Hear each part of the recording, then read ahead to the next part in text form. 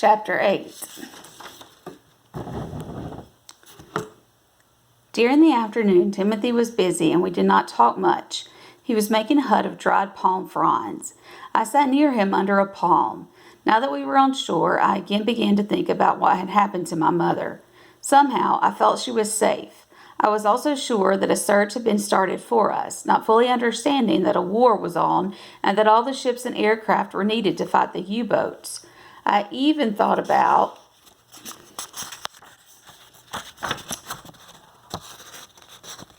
this is harder than it looks.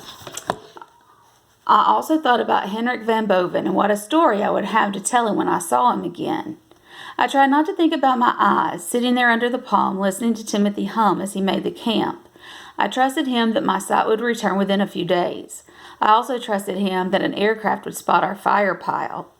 In late afternoon, he said proudly, "Look, our hut." I had to remind him again, stupid old man, that I couldn't see, so he took my hands and ran them over the fronds. It was a hut, he said, about 8 feet wide and 6 feet deep, with supports made of wood he'd picked up off the beach. The supports were tied together with strong vines that covered the north end of the island. The roof, which sloped back, he said, was about 6 feet off the ground. I could easily stand up in it, but Timothy couldn't, not quite. Timothy said, "Tomorrow we'll be getting mats to sleep on. We've our own, but tonight we must sleep on the sand. 'Tis soft." I knew he was very proud of the hut. It had taken him only a few hours to build it. "Now," he said, "I must go down to the reef and fetch langosta. We've roasted it to be true." I became frightened again the minute he said it. I didn't want to be left alone, and I was afraid something might happen to him. "Take me with you, Timothy," I pleaded. "Not on the reef," he answered firmly. "I have not been there before. If 'tis safe, tomorrow I will take you." With that, he went down the hill without saying another word. My mother was right, I thought. They had their place and we had ours. He did not really like me, or he would have taken me along. He was different. It seemed as though he were gone for a very long time. Once I thought I heard an aircraft, but it was probably just my imagination.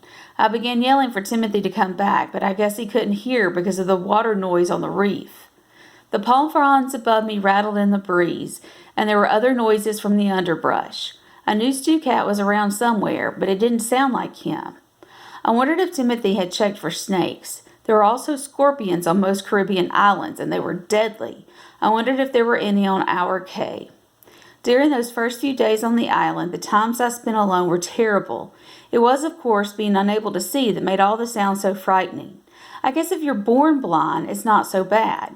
You grow up knowing each sound and what it means. Suddenly the tears came out. I knew it was not a manly thing to do, something my father would have frowned on, but I couldn't stop. Then from nowhere came Stu Cat. He rubbed along my arms and up against my cheek, purring hard. I held him close. Soon Timothy came up the hill shouting, "Young boss, tree nice langosta." I refused to speak to him because he had left me for such a long time. He stood over and said, "'Ere, touch 'em, they are still alive." He was almost crowing over his lobster. I turned away. Sooner or later, Timothy would have to understand that he could not ignore me one minute and then treat me as a friend the next. He said softly, "Young boss, be an outrageous man if you like, but here I'm all you got." I didn't answer. He roasted the langosta over the fire, and later we crawled into the hut to spend our first night on the silent island. Timothy seemed very tired and groaned a lot. Before we went to sleep, I asked him, "Tell me the truth, Timothy. How old are you?" He sighed deeply. "More than 70. Maybe even more than 70.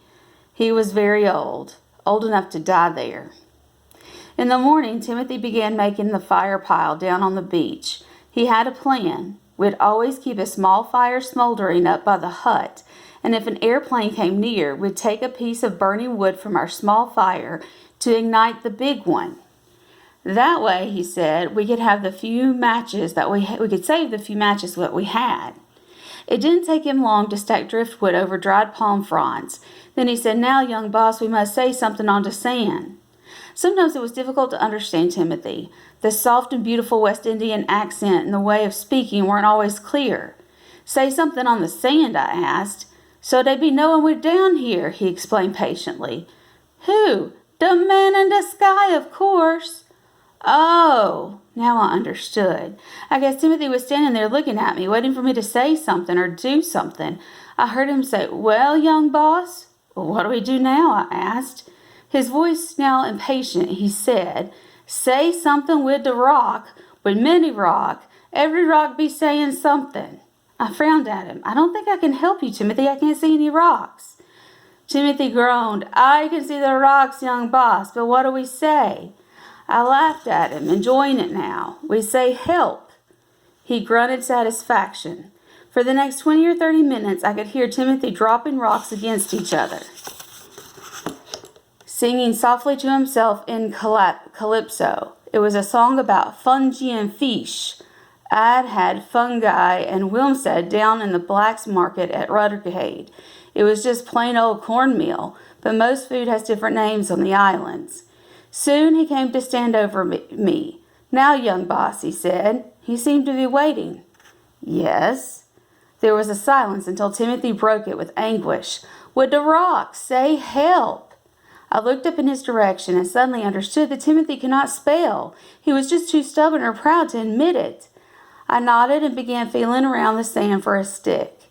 He asked, "What you reaching for?" "A stick to make lines with."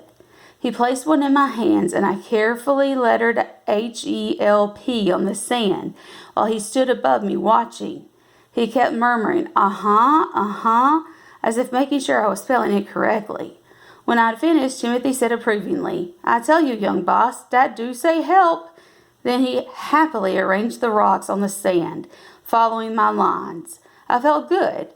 I knew how to do something that Timothy couldn't do. He couldn't spell. I felt superior to Timothy that day, but I let him play his little game, pretending not to know what he really couldn't spell.